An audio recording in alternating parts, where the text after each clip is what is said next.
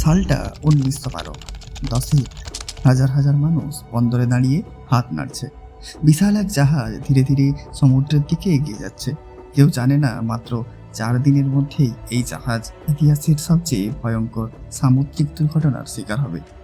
যে জাহাজকে সবাই বলেছিল পৃথিবীর সবচেয়ে নিরাপদ জাহাজ, সেটি কয়েক ঘন্টার মধ্যে আটলান্টিক মহাসাগরে বরফ ঠান্ডা পানির নিচে হারিয়ে যাবে। কিন্তু প্রশ্ন হলো, কেন ডুবেছিল টাইটানিক? এটি কি শুধুই দুর্ঘটনা ছিল, নাকি মানুষের অতিরিক্ত আত্মবিশ্বাসের মূল্য? আজ আমরা শুনব টাইটানিকের পুরো গল্প, একটি বাস্তব ঘটনা যা আজও কোটি কোটি মানুষকে কাঁদায়। 1907 সাল। ইউরোপ থেকে আমেরিকায় যাওয়ার জন্য তখন বিশাল বড় বড় জাহাজ তৈরি হচ্ছিল। বিভিন্ন কোম্পানির মধ্যে চলছিল তীব্র প্রতিযোগিতা। British company white star line সিদ্ধান্ত নিল তারা এমন একটি জাহাজ তৈরি করবে যা শুধুই বড়ই হবে না, হবে পৃথিবীর সবচেয়ে বিলাসবহুল জাহাজ।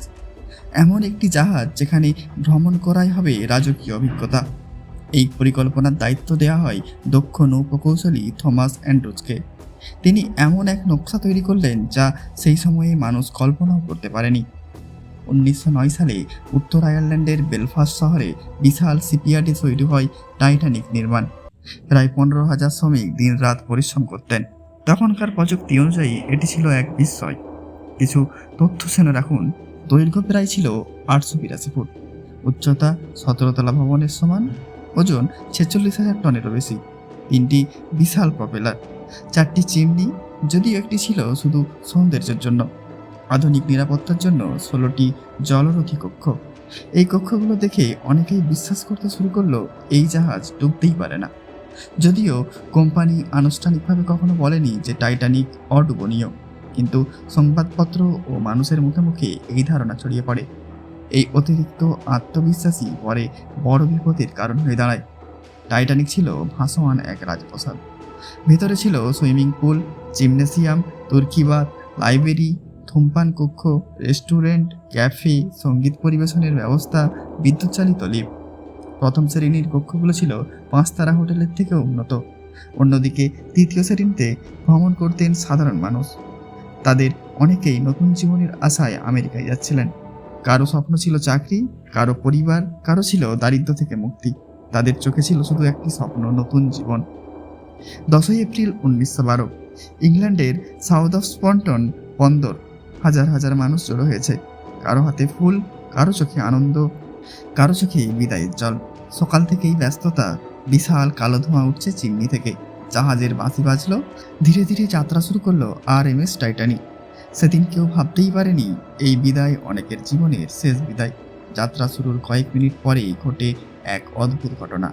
টাইটানিক এত বড় ছিল যে পাশ দিয়ে যাওয়ার সময় তার সুষ্ঠু পানির টানের কাছে একটি জাহাজ SS নিউ ইয়র্কের দড়ি ছিঁড়ে যায়। জাহাজটি টাইটানিকের দিকে ভেসে আসতে শুরু করে। সবার নিঃশ্বাস বন্ধ। যদি সংঘর্ষ হয়, শেষ মুহূর্তে দক্ষতার সঙ্গে ইঞ্জিন চালিয়ে সংঘর্ষ এড়ানো সম্ভব হয়। অনেকে এটিকে অশুভ লক্ষণ বলেছিলেন, কিন্তু কেউ গুরুত্ব দেয়নি। টাইটানিকে ছিলেন প্রায় 2200 জন মানুষ। তাদের মধ্যে বিশ্বের ধনী ব্যবসায়ী, শিল্পপতি, সাধারণ শ্রমিক, শিক্ষক, ডাক্তার, শিশু, নবদম্পতি, প্রত্যেকেরই গল্প আলাদা আলাদা। একটি ছোট্ট ছেলে প্রথমবার সমুদ্র দেখছিল। এক বৃদ্ধ দম্পতি নতুন জীবনের স্বপ্ন দেখছিলেন। এক তরুণী আমেরিকায় তার স্বামীর সঙ্গে নতুন সংসার শুরু করতে যাচ্ছিলেন। সবাই ভবিষ্যতের স্বপ্নে বিভোর। কেউ জানতেন না ভাগ্যে তাদের জন্য কি লেখা আছে। এই বিশাল জাহাজের দায়িত্বে ছিলেন অভিজ্ঞ ক্যাপ্টেন এডওয়ার্ড জন স্মিথ। সমুদ্রে তার অভিজ্ঞতা ছিল কয়েক দশকের। শোনা যায় এটি ছিল তার অবসরের আগে শেষ দায়িত্ব। সবাই তার উপর আস্থা রাখতেন, কিন্তু ইতিহাসে তার নাম চিরকাল জড়িয়ে থাকবে টাইটানিকের সঙ্গেই। প্রথম 2 দিন সবকিছু ঠিকঠাক চলছিল। সমুদ্র শান্ত, আকাশ পরিষ্কার, যাত্রীরা গান গাইছেন, নাচছেন, দামি খাবার খাচ্ছেন, শিশুরা খেলছে, কেউ তাকে ডেকে দাঁড়িয়ে সূর্য দেখছেন। সব কিছু যেন স্বপ্নের মতো। কিন্তু উত্তর আটলান্টিকের কোথাও বিশাল বিশাল বরফখণ্ড ভেসে বেড়াচ্ছিল, আর সেদিকেই এগিয়ে চলছিল টাইটানিক। 11 এপ্রিলের পর থেকে আশেপাশের কয়েকটি জাহাজ টাইটানিককে একের পর এক বার্তা পাঠাতে শুরু করে। বার্তায় বলা হচ্ছিল সামনে বিপজ্জনক বরফখণ্ড রয়েছে, কিছু বার্তা ক্যাপ্টেনের কাছে পৌঁছায়, কিছু বার্তা ব্যস্ততার কারণে গুরুত্ব পায়নি। তবুও জাহাজের প্রতি খুব একটা কমানো হলো না, কারণ অনেকেই বিশ্বাস করতেন এই জাহাজ এতটাই শক্তিশালী যে বড় কোনো বিপদ হবে না। সেই আত্মবিশ্বাসী ধীরে ধীরে তাদের নিয়ে যাচ্ছিল ইতিহাসের সবচেয়ে বড় ট্র্যাজেডির দিকে। 14 এপ্রিল 1912। সারাদিন আবহাওয়া ছিল শান্ত, কিন্তু রাতে তাপমাত্রা দ্রুত কমতে শুরু করলো। সমুদ্র হয়ে উঠল অস্বাভাবিক শান্ত, এতটাই শান্ত যে পানির ঢেউ প্রায় ছিল না। এই ধরনের সমুদ্রে বরফখণ্ড দেখা আরও কঠিন হয়ে যায়, কারণ ঢেউ না থাকায় বরফের চারপাশে সাদা ফেনা তৈরি হয় না।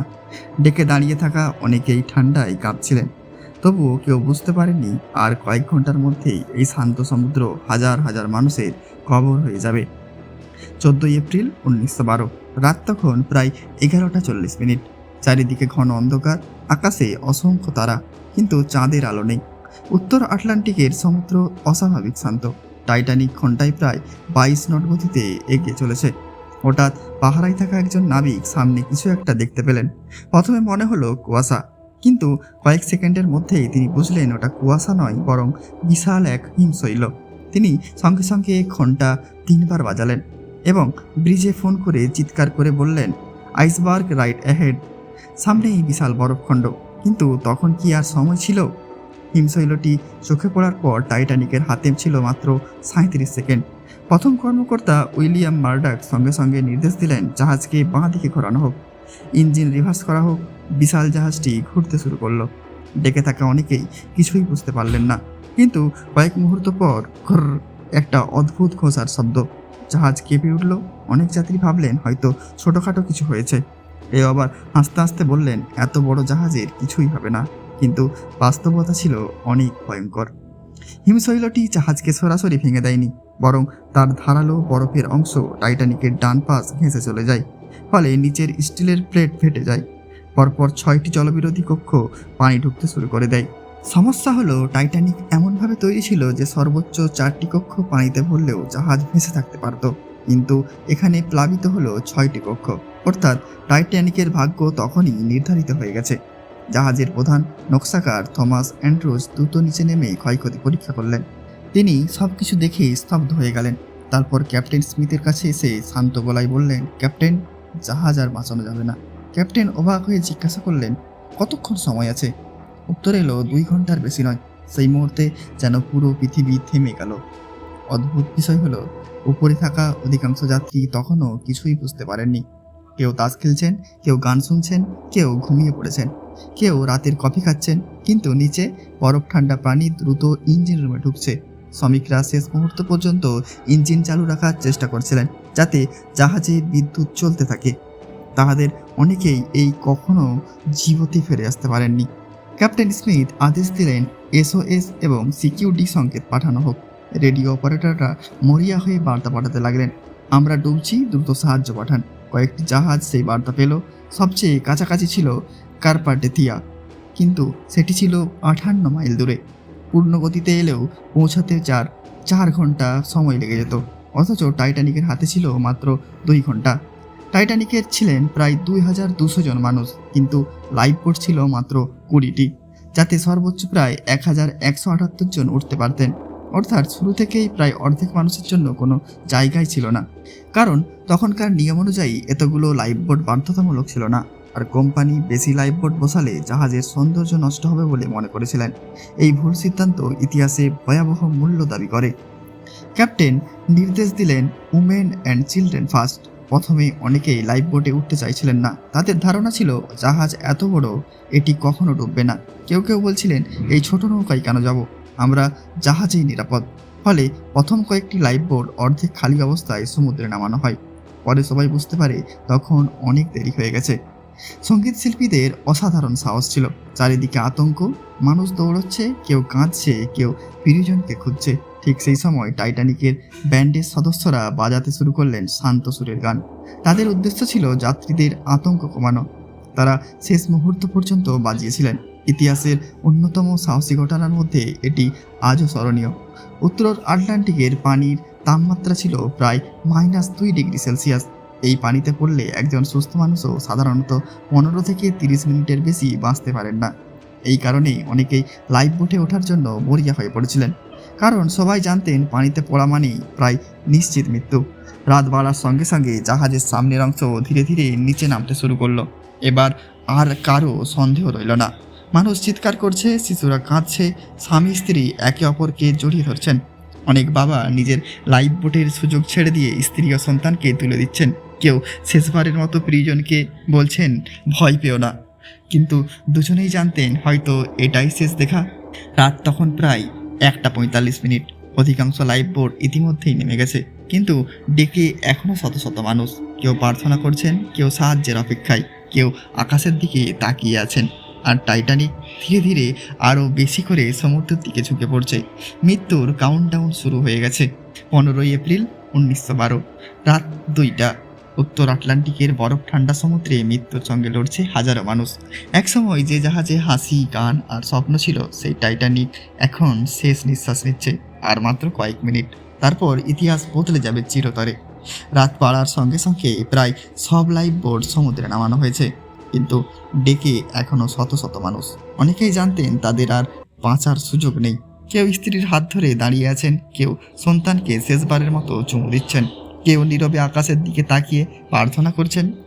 ইঞ্জিন রুমের কর্মীরা শেষ পর্যন্ত বিদ্যুৎ চালু রেখেছিলেন। তারা জানতেন তারা আর বাঁচবেন না, তবুও তারা কাজ করে গেছেন যাতে অন্ধকারে মানুষ কিছুটা হলেও উদ্ধার হতে পারে।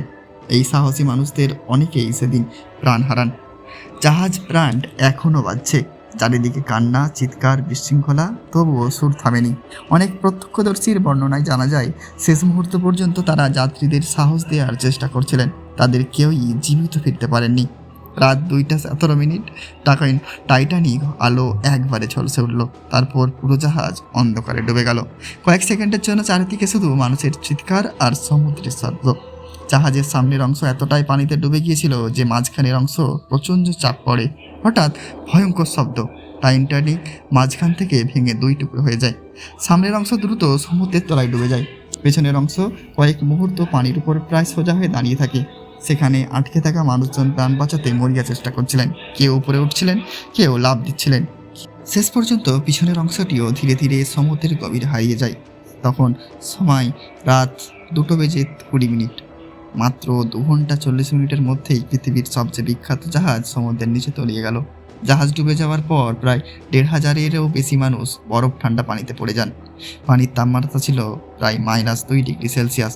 প্রথমে সবাই সাহায্যের জন্য চিৎকার করছিলেন, কেউ বলছিলেন আমাকে বাঁচান, আমাকে বাঁচান। কিন্তু কয়েক মিনিটের মধ্যেই এক এক করে সেই চিৎকার থেমে যেতে থাকে।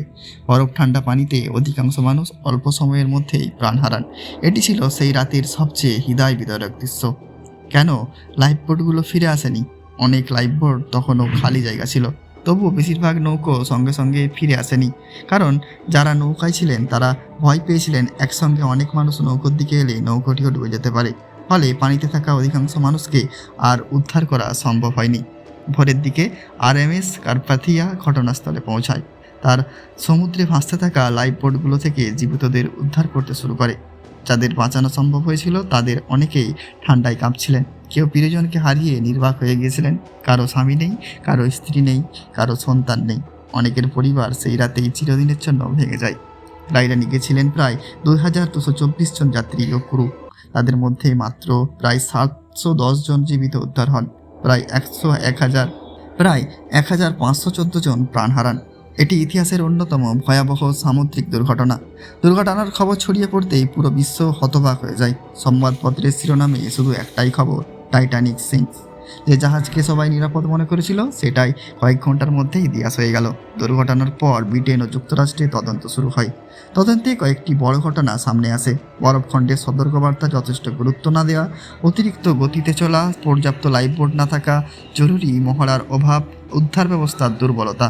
টাইটানিক দুর্ঘটনার পর সমুদ্রযাত্রার নিয়মে বড় পরিবর্তন আনা হয়। সব জাহাজে যাত্রী সংখ্যার জন্য পর্যাপ্ত লাইফবোট ব্যবস্থা অবলম্বন করা হয়। 24 ঘন্টা রেডিও যোগাযোগ চালু রাখার নিয়ম করা হয়। উত্তর আটলান্টিকে বরফখণ্ড পর্যবেক্ষণের জন্য আন্তর্জাতিক টহল ব্যবস্থা চালু হয়। নিরাপত্তা মহড়াই বাধ্যতামূলক করা হয়। এই পরিবর্তনগুলো আজও বিশ্বজুড়ে সমুদ্রযাত্রার নিরাপত্তার অংশ। 1985 সালে সমুদ্রবিজ্ঞানী রবার্ট ব্যালার্ড এর নেতৃত্বে একটি অভিযানে আটলান্টিকের মহাসাগরের প্রায় 3,800 মিটার গভীরে টাইটানিকের ধ্বংসাবশেষ খুঁজে পাওয়া যায়। জাহাজটি দুই ভাগে ছড়িয়ে পড়েছিল।